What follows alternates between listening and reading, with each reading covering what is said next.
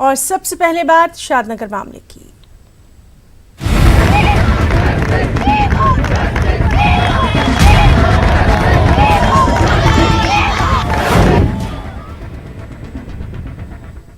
जी हाँ, तेलंगाना के शादनगर में खातून वेटरनरी डॉक्टर को जिंदा जला देने के वाक़े के खिलाफ एहतजाज का सिलसिला लगातार जारी है। खातून डॉक्टरों की कसूरवारों को कड़ी से कड़ी सजा देने की मांग की जा रही है। मुल्क भर में खवातीन सड़कों पर हैं। हैदराबाद में तलबा तंजीम ABVP ने खातून डॉक्टर को इंसाफ फराहम करने, मुलजिमीन को मौत की सजा देने की मांग की। साथ ही खवातीन की सिक्योरिटी को यकीनी बनाने की मांग की।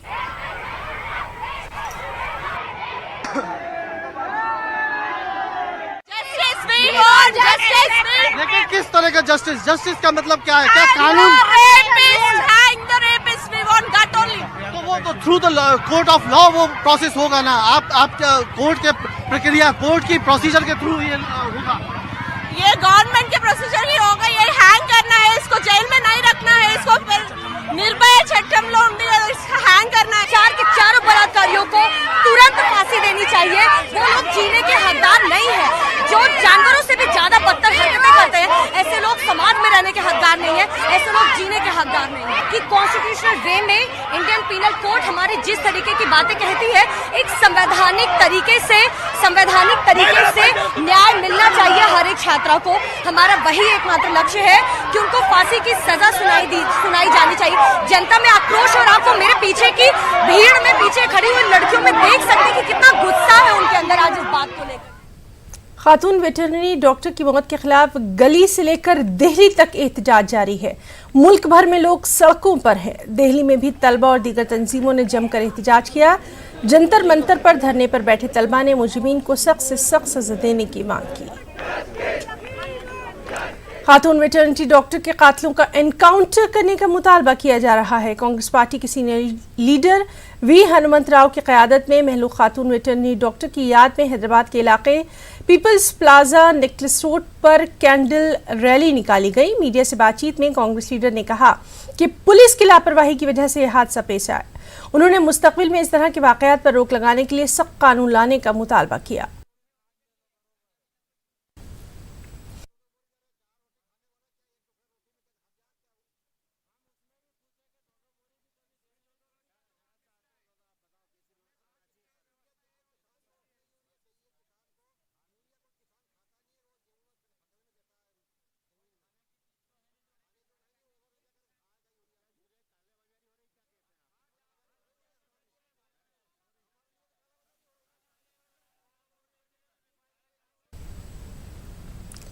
और बेहद अहम खबर कि खातून वेटरनरी डॉक्टर के कातिलों के मुकदमे को फास्ट ट्रैक कोर्ट में चलाया जाएगा। इस सिलसिले में वज़ीर-ए-आला KCR ने ओहदेदारों को अहकाम जारी कर दिए हैं।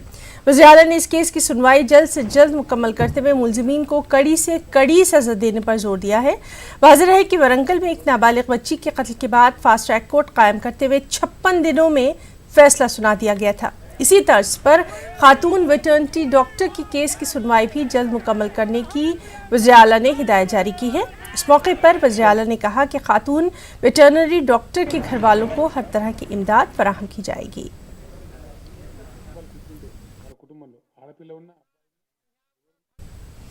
वहीं लोकसभा स्पीकर ओम बिरला और सभी पार्टियों के अरकान ने तेलंगाना के शादनगर में वेटरनरी खातून डॉक्टर के साथ इज्तिमाई आबरूरेज़ी के वाक़े की पीर के रोज़ मज़म्मत की।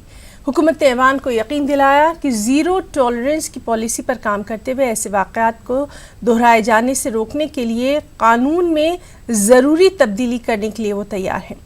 अरकान के जरिए वक़फ़ा सिफ़र के दौरान इस वाक़े पर इज़हार तशवीश और इस मंतरी से मुताल्लिक़ कानून को मज़ीद सख्त बनाए जाने का मुतालबा किया गया। The sale of liquor because of the Telangana government's faulty policies has also caused incident. We seriously condemn this incident. We request that a fast track court take a quick verdict and hang the accused. వాళ్ళ ఆలోచన రాకపోవడం వలన ఇటువంటి సంఘటన పునరావృతమవుతున్నాయి. కాబట్టి చట్టంలో మార్పులు రావాలి. నిందులకు త్వరితగతిన విచారణ జరిపి నిందులకు శిక్ష పడే విధంగా చట్టాల్లో మార్పులు వస్తాయి తప్ప ఇటువంటి సంఘటనలు జరగకుండా ఉండే అనే విషయాన్ని సభ గ్రహించాలని చెప్పి దీని పూర్తిగా చర్చ జరగాలని చెప్పి మీ ద్వారా అప్పీల్ చేస్తా ఉన్నాను. जो इंसिडेंट हुआ है उसके लिए हम लोगों को बहुत दुख का बात है। अब ये सब हम लोगों का जो है ना सब 6 घंटे का अंदर 10 टीम को लगा के ये लोगों को पकड़ा है। 6 घंटा में जो है ना हम लोग इसको पकड़ के 24 आवर्स के अंदर जो है ना सर कोर्ट में किया है। जो भी जो है ना सब पुलिस लोग का बारे में भी इधर 2-3 आदमी का बारे में बात किया था, उसको हम लोग सस्पेंड किया है। आईपीसी का कोड को चेंज करने का टाइम आ गया है। अभी जो है ना सर सीआरपीसी का एक्ट को भी चेंज करने का टाइम आया है। ये समस्या जो है ना सब देश का समस्या है, इसलिए जब ये एक्ट को चेंज करके अभी जल्दी से जल्दी ये जो है ना सर फास्ट ट्रैक कोर्ट्स को लगा के इस तरीके से जो है ना जो भी खंडन जो भी इश्यूज होता है 30 डेज के अंदर जो है ना सर इश्यू को फाइल करके वो लोगों को सजा मिलना चाहिए। उधर मरकजी वज़ीर मुमलिकत बराए दाखिला जी किशन रेड्डी ने कहा कि मरकजी हुकूमत ख़वातीन की सिक्योरिटी के लिए पुरज़्म है और जिस तरह से दहशतगर्दी और बदउनवानी पर ज़ीरो टॉलरेंस की पॉलिसी उसी तरह ख़वातीन पर जुल्म पर ज़ीरो टॉलरेंस की बुनियाद पर काम किया जाएगा। उन्होंने कहा कि हुकूमत इसके लिए आईपीसी और सीआरपीसी में भी तरमीम के लिए तैयार है। पुलिस रिसर्च एंड डेवलपमेंट को इसकी जिम्मेदारी दी गई है। रियासतों को खत लिखा गया है और इस बारे में मुसविदा भी तैयार हो गया है। मैं बताना चाहता हूं, BPRND bureau of police research and development हमारा पुलिस का एक डिपार्टमेंट है सेंट्रल गवर्नमेंट का, उसका जिम्मेदारी दिया है। आईपीसी सीआरपीसी अमेंडमेंट करने के लिए अभी तक सभी सरकारों को चिट्ठी भी लिखे हैं, लीगल डिपार्टमेंट को, पुलिस डिपार्टमेंट को सुझाव मांगे हैं भारत सरकार की तरफ से। हमारा सरकार तैयार है, ड्राफ्ट भी रेडी है, BPRND को जिम्मेदारी दी है। सभी आप ही लोगों से भी आपके संसद के सामने भी हमारे आदरणीय होम मिनिस्टर अमित शाह जी तुरंत लाने का प्रयास कर रहे, चर्चा कर रहे, प्लानिंग कर रहे। 112 नंबर देश भर का एक इंटीग्रेटेड नंबर हम लागू किया है, सभी प्रांतों में शुरू हो गए। तेलंगाना में अभी शुरू हो रहे, दिल्ली में मैं खुद शुरू किया हूं। उसमें 100, 101, 102, 108 सभी मिलकर एक ही नंबर से अगर दबाए तो वो नंबर कॉल किए तो परिवार को जाएगा, लोकल पुलिस स्टेशन को जाएगा, लोकल पुलिस ACP की जाएंगे, DCP की जाएंगे। ऐसे लगभग 10 लोगों को एक ही बात में जाते हैं। उसके साथ साथ ये नंबर जो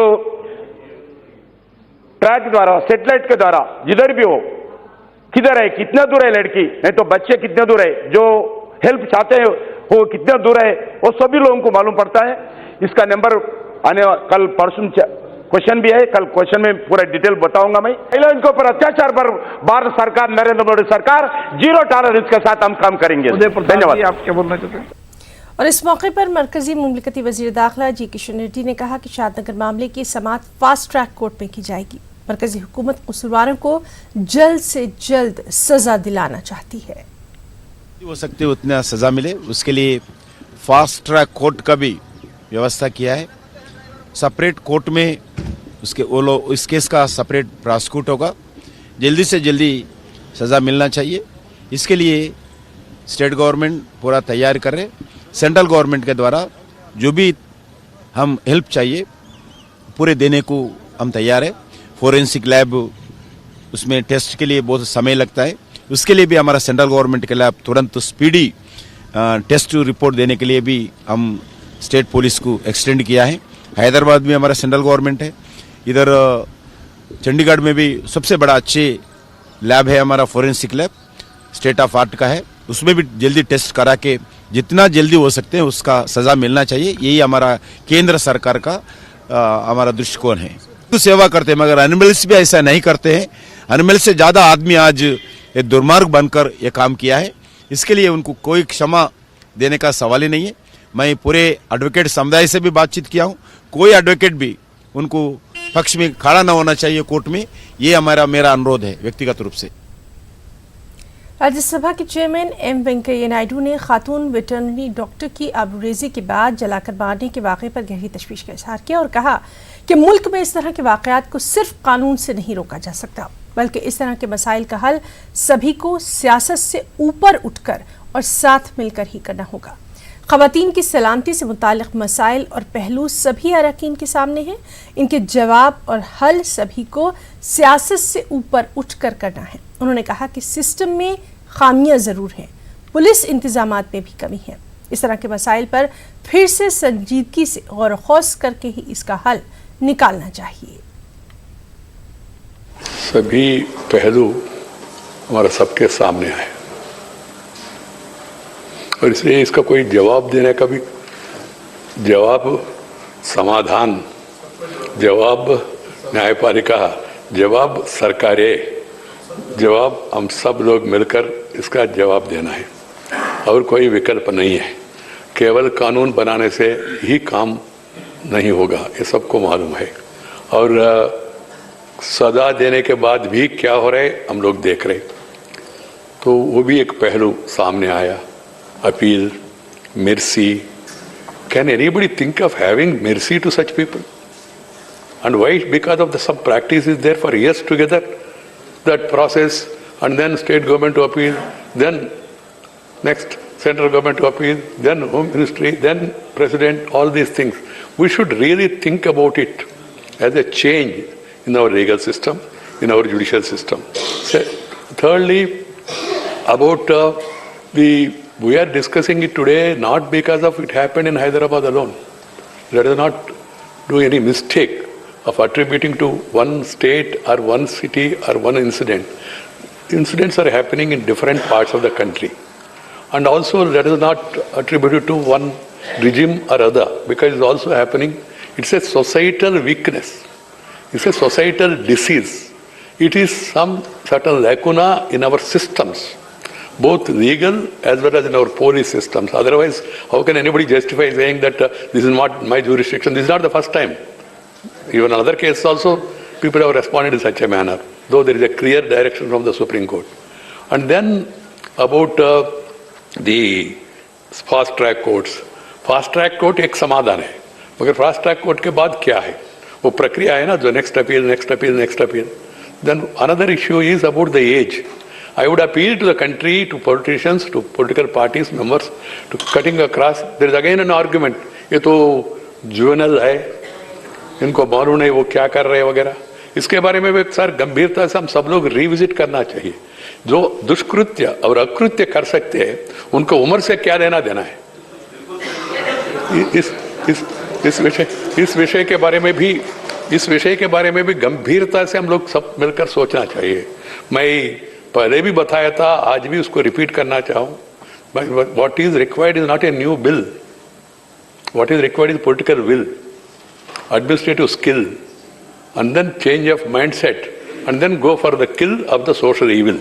In that direction we must all move in the entire country. और इस सब के बीच तेलंगाना के वज़ीर-ए-आला केसीआर की जानिब से आरटीसी के खातून मुलाजमीन को रात 8 बजे के बाद ड्यूटी न करने के मशवरे पर तनाज़ा इख्तियार कर लिया गया है. वज़ीर-ए-आला के बयान की मुख्तलिफ गोशों से सख्त मज़म्मत भी की जा रही है. की एडवाइजरी की रात को 8 बजे के बाद महिलाओं को ड्यूटी पर ना भेजा जाए, इसको लेकर लड़कियों में खासा गुस्सा है. मुस्लिम कम्युनिटी की भी तमाम लड़कियां जो हैं इस बात से नाराज़ हैं. उनका कहना है कि ये जो है इस तरह की एडवाइजरी नहीं जारी होनी चाहिए, बल्कि सुरक्षा दी जानी चाहिए. हमारे साथ कुछ लड़कियां मौजूद हैं, उनसे पूछ लेते हैं.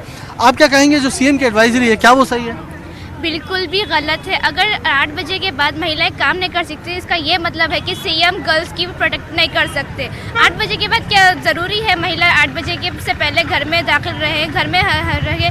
घर ही ज़रूरी नहीं है कि वो लोग प्रोटेक्ट कर सकते हैं, घर के बाहर भी निकलना चाहिए. वो भी तो एक इंसान है. वो भी कुछ महिला ऐसी भी होती है बहुत ज़्यादा काम करती है, बहुत हार्ड वर्किंग होती है, जिसके हस्बैंड साथ में नहीं होते या फिर बच्चों को देखे रहना होता है. तो क्या वो महिलाएं काम नहीं कर सकती? 8 बजे के बाद कोई पाबंदी लगनी नहीं चाहिए. इसका मतलब ये होगा कि पुलिस 8 बजे के बाद महिला को प्रोटेक्ट नहीं कर सकती. ये देश किसी को प्रोटेक्ट ही नहीं कर सकता. सिर्फ यहाँ पर मेल्स रह सकते हैं और वुमेन्स बिल्कुल भी नहीं. देखिए गुस्सा है कि किस तरह से कि रात को 8 बजे के बाद क्यों नहीं निकल सकती लड़कियाँ. जी, सीएम की एडवाइस बहुत गलत है. 8 बजे के बाद हो या 10 बजे के बाद हो, कभी भी हो, वुमेन्स को प्रोटेक्शन मिलनी चाहिए. ऐसा नहीं है कि वुमेन्स काम नहीं करना, ये नहीं करना, वो नहीं करना. कर सकते हो लॉ, मगर प्रोटेक्शन ज़रूरी है. प्रोटेक्शन ज़रूरी है, ना कि रिस्ट्रिक्शन. क्या इस तरह से आरटीसी के में रात को 8 बजे के बाद महिलाओं की ड्यूटी ना लगाई जाए? इस तरह से कहीं ना कहीं तो सीएम ये कह रहे हैं ना कि 8 बजे के बाद सेफ्टी नहीं दे सकते. सेफ्टी मिलना चाहिए. बहुत बुरा लग रहा. हम अपनी ओन कंट्री में सेफ फील नहीं कर सक रहे. सीएम को वोट क्यों देते? गर्ल्स को, सबको प्रोटेक्ट करना, कंट्री के पीपल्स को, मगर वो नहीं कर रहे. तो कैसा? और खातून डॉक्टर की इस बंदरी और कत्ल के खिलाफ वकला ने भी एहतजाज किया. ख़वातीन की सिक्योरिटी को लेकर तशवीश का इजहार किया गया. हुकूमत से कसूरवारों को सख्त से सख्त सज़ा देने की भी यहाँ मांग की गई. तेलंगाना में खवातीन पर बढ़ते मजालिम को रोकने के लिए महकमा पुलिस की जानिब से महबूबाबाद में ट्रेनिंग प्रोग्राम का इनेकाद किया गया। इस दौरान पुलिस की जानिब से कॉलेज की तालिबात को डायल 100 के बारे में तफसीलात से वाकिफ करवाया गया। कॉलेज की तालिबात को सेल्फ डिफेंस की भी ट्रेनिंग दी गई। महबूबाबाद एसपी के हुक्म पर ट्रेनिंग प्रोग्राम का इनेकाद किया गया था। उन्होंने मीडिया से बातचीत में कहा कि सेल्फ डिफेंस के लिए बहुत जल्द कॉलेज की तालिबात को कराटे की ट्रेनिंग दी जाएगी।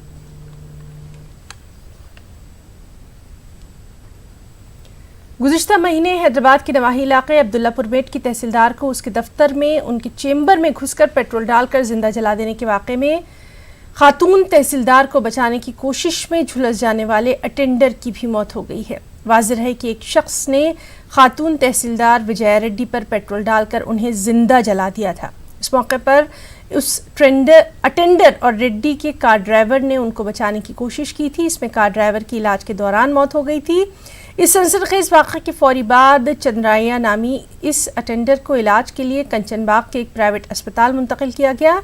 यहाँ वो जेर इलाज था, ताहम उसकी इलाज के दौरान मौत हो गई। अस्पताल के डॉक्टर्स ने जानकारी दी कि अचानक उसको दिल का दौरा पड़ा। इसके नतीजे में उसकी मौत हो गई। इस हादसे में MRO के ड्राइवर और नजर आतिश करने वाले शख्स की पहले ही मौत हो चुकी है।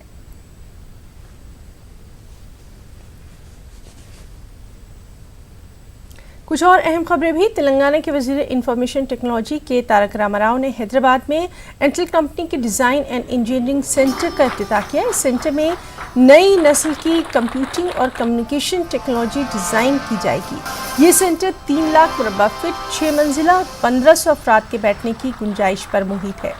इस सेंटर में हार्डवेयर और सॉफ्टवेयर स्टार्टअप्स के लिए इंक्यूबेशन सेंटर के अलावा इंटेल इंडिया मेकर लैब भी मौजूद है। तवक्को है कि इस सेंटर के जरिए साल 2020 के अख्तिताम तक तकरीबन 1500 पेशेवरों को मुलाजमत मिलेगी।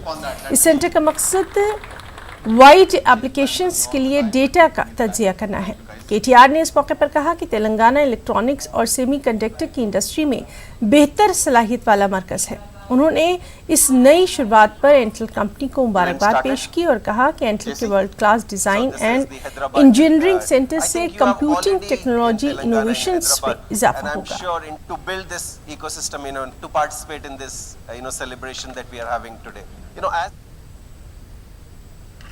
वज़ीर-ए-आला KCR ने RTC मुलाजमीन पर तोहफों की बरसात कर दी है। वज़ीर-ए-आला के ऐलान के बाद मुलाजमीन में खुशी की लहर है।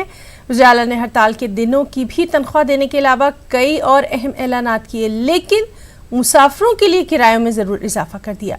एक रिपोर्ट।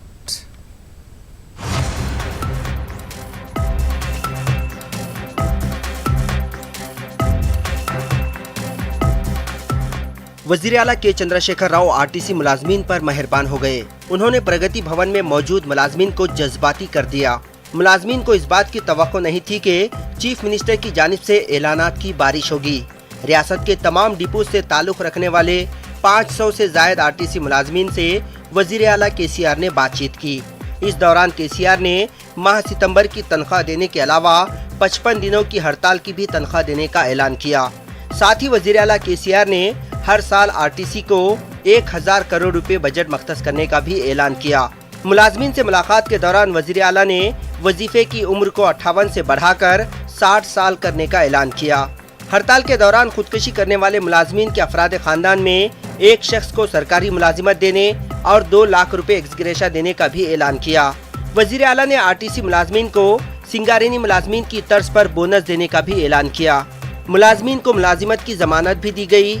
प्रगति भवन में ज़ायद 2 घंटों तक जारी रहने वाले इजलास के दौरान कई जज्बाती मनाजिर देखे गए। वज़ीर आला ने खातून मुलाजमीन के लिए ड्यूटी के औकात को रात 8 बजे तक महदूद करने का ऐलान किया। इसके अलावा खातून मुलाजमीन के लिए अलहदा ड्रेसिंग और डाइनिंग रूम बनाने के अलावा दीगर सरकारी मुलाजमीन की तर्ज पर मैटरनिटी लीव देने का भी ऐलान किया।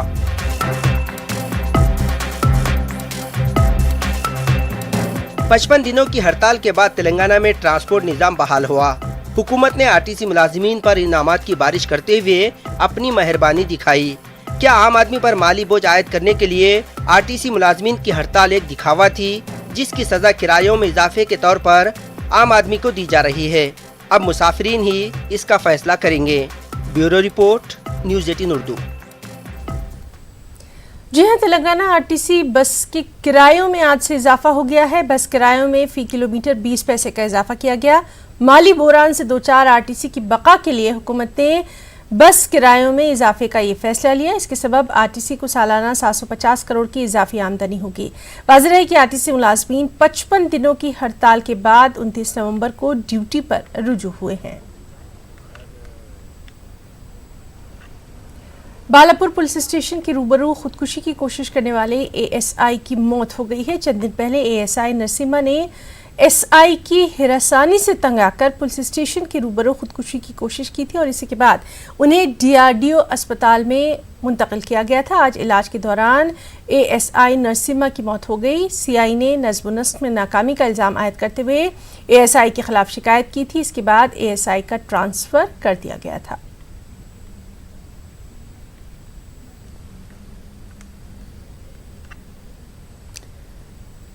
और अब खास बात आंध्र प्रदेश की खबरें। सबसे पहले सुर्खियां। आंध्र प्रदेश के वज़ीर आला जगनमोहन रेड्डी ने वाईएसआर आरोग्य आश्रय स्कीम का किया आगाज। कहा, मेरा मजहब इंसानियत, इंतखाबी मंशूर, मुक़द्दस किताब।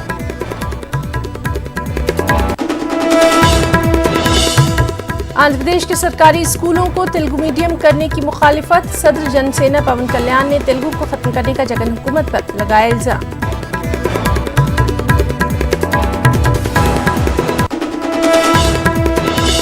यौम बहरिया के मौके पर विशाखापट्टनम समुद्र में मशक़ें। नेवी की ताकत और सलाहियतों का दमबखुद करने वाला मुजाहरा। आज हुई रिहर्सल। और जिला कृष्णा में मां का 2 बच्चों के साथ इक़दाम में खुदकुशी। एक लड़का हलाक, खातून और एक बेटे की हालत नाजुक। घरेलू झगड़ा इंतहाई इक़दाम की वजह।